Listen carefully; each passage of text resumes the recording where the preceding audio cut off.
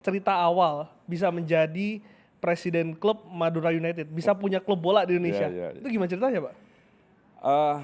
Cerita ini agak panjang, tapi sebenarnya sepak bola Madura itu didirikan bukan seperti, saya yakin ya, bukan seperti bagaimana daerah-daerah lain mendirikan klub bola. Madura ini butuh glue waktu itu, saya berpikir, butuh lem perekat antara semua kabupaten yang ada di Madura. Lem perekat ini saya betul-betul mencari bagaimana caranya agar antara barat dan timur ya, menjadi satu kesatuan anak mudanya. Karena kalau kita bicara orang Madura, ya orang Madura itu kan sifatnya dia quote and quote egoismenya agak tinggi. Ya. Egoisme orang Madura itu agak tinggi. Dan di mana-mana selalu unggul dia. Mau dia merantau ke Kalimantan, dia unggul, ke Jakarta, dia unggul, semua seperti itu. Tapi tidak ada lem perekat di antara mereka. Bagaimana orang Madura yang ada di Kalimantan, orang Madura yang ada di Jakarta, atau di antara Madura sendiri itu nggak punya. Lem perekat pemersatu mereka itu apa?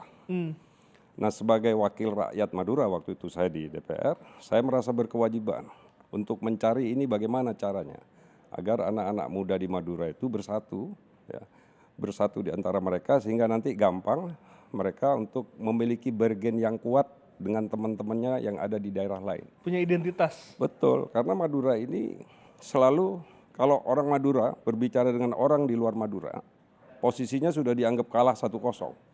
Kita sendiri sudah merasa minder. Kenapa kayak gitu?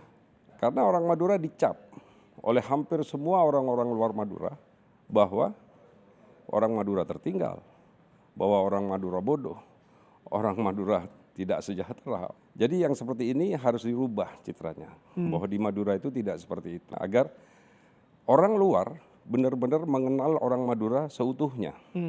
Bagaimana orang bisa datang ke Madura, bagaimana orang Madura bisa juga melihat dunia luar, satu-satunya alat untuk itu hanya sepak bola. Saya merintis waktu itu klub milik Pamekasan. Saya bukan pemilik di Persepam, saya hanya mengelola.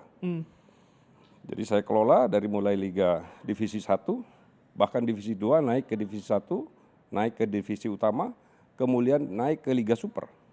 ISL waktu itu? ISL waktu itu, sampai di situ. Menggelogarlah sepak bola di Madura.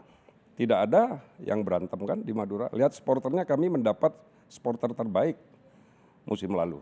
Artinya sekalipun kita kalah 4-0, 3-0, 2-0, orang Madura tidak ada marah. Karena selama bertahun-tahun saya mengajarkan mereka bagaimana menerima kekalahan dan mensyukuri kemenangan. Itu saya ajarkan lewat sepak bola. Bahwa kalah dalam sebuah kompetisi itu hal biasa. Dulu pada saat awal-awal mereka waktu masih BlackBerry ya, BlackBerry saya penuh kalau misalnya Madura kalah ya.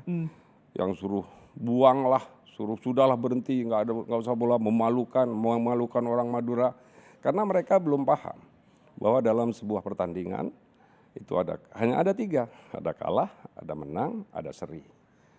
Bahkan di Madura ini kan kalau kalah dianggap aib kan. Oh iya. Ini orang Madura kan begitu, berbeda dianggap musuh, kalah dianggap aib. Ini bahaya. Jadi itu tantangannya itu berat banget Pak. Luar biasa. Jadi saya hadapi bahwa saya bawa pemain itu ke pelosok-pelosok, ke kampung-kampung saya main. Saya bawa pemain, bahkan saya bawa ke pondok sepak bola pakai sarung dengan santri di situ. Bagaimana itu hanya mensosialisasikan sepak bola kepada mereka. Ada satu saja orang meninggal di lapangan, di stadion, hanya keribukan supporter. Saya akan berhenti ngurus bola. Itu ancaman saya kepada mereka. Satu saja orang meninggal di stadion gara-gara kalian ribut dengan klub lawan, saya akan berhenti ngurus bola. Sampai hari ini, mulai dari Madura ada, sampai saat ini tidak pernah ada keributan di Madura. Kalah, menang sudah dianggap biasa. Artinya tujuan awal yang tadi saya tanyakan itu berhasil dengan adanya. Betul, tujuannya itu bukan mencari prestasi dan menang. Awalnya bukan itu, kemudian juara begitu, enggak. Awalnya itu adalah mensejajarkan anak-anak Madura, rakyat Madura dengan daerah lain. Dengan adanya klub sepak bola, kita sudah sejajar dengan Persija. Bahkan kita bisa ngalahkan Persija, ngalahkan Persib. Artinya kebanggaan kita sejajar di situ. Ada betul-betul ikon yang sama. Kalau dulu kita nggak punya apa-apa. Kita hanya mendukung Persebaya. Mereka datang mendukung Persebaya. Yang notabene ya berbeda. Jawa Timur ya, tapi secara culture, secara daerah kita berbeda dengan mereka. Berbeda. Tapi itu tetap kita hormati karena itu adalah bagian dari proses mendewasakan supporter kita. Ya, setuju. Jadi supporter kita itu juga banyak pendukung-pendukung Persebaya. Saya pun juga sama. Dulu bonek gitu. Karena kecintaan saya terhadap sepak bola.